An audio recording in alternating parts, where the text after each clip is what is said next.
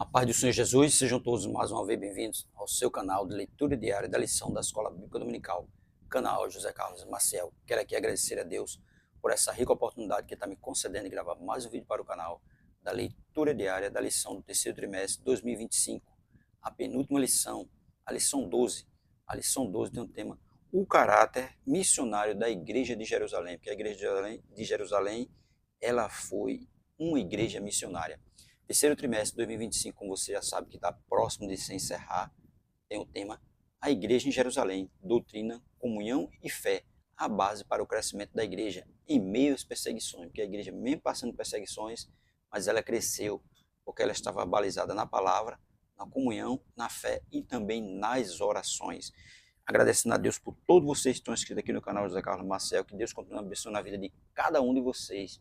Continue curtindo e comentando nossos vídeos, para que o YouTube recomende o nosso canal cada vez mais. Se você puder também, compartilhe nosso vídeo de leitura diária com a sua escola bíblica dominical, se você for participante de escola bíblica dominical. Amém? Nossa leitura diária de hoje, carta de Paulo aos Romanos, leitura da terça-feira, capítulo 15 e o versículo 24. Mas nós vamos começar a partir do versículo 20, que é para nós termos um entendimento melhor do que Paulo está falando aqui.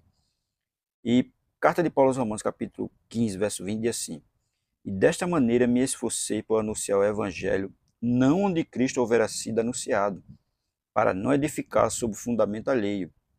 Antes, como está escrito, aquele a quem não o foi anunciado o verão, e os que não ouviram o entenderão, pelo que também muitas vezes tenho sido impedido de ir ter convosco, mas agora que não tenho mais demora nestes sítios, e tenho já há muitos anos grande desejo de ir ter convosco.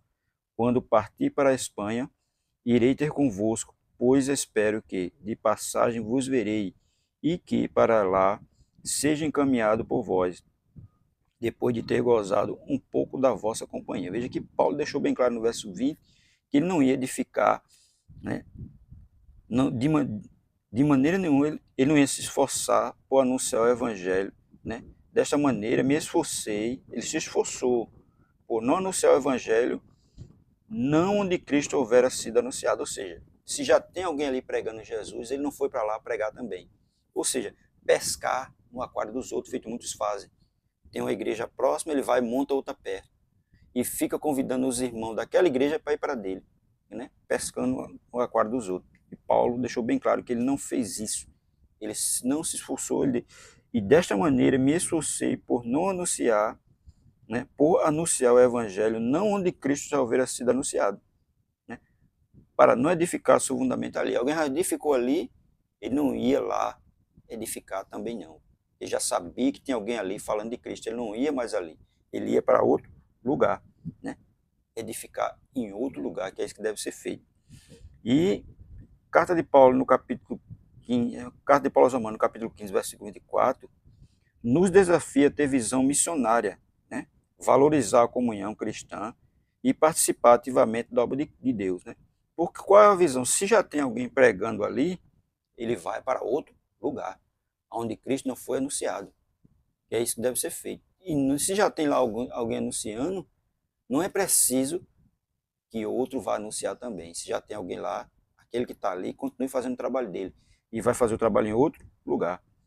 Assim como Paulo, devemos viver com os olhos para a missão, os pés prontos para servir e o coração disposto a cooperar. O reino de Deus avança quando cada crente entende seu papel e se envolve com a causa de Cristo. Cada crente tem que entender qual é o papel dele. Não adianta você estar querendo pôr um fundamento, pôr mais um fundamento onde alguém já proclamou a Cristo, vai para outro. Ele deixou bem claro.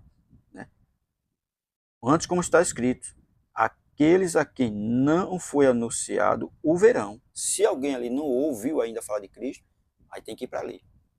Não é aonde já tem alguém anunciando. E é demais. E os que não ouviram o entenderão. Tá vendo? Ele deixa bem claro.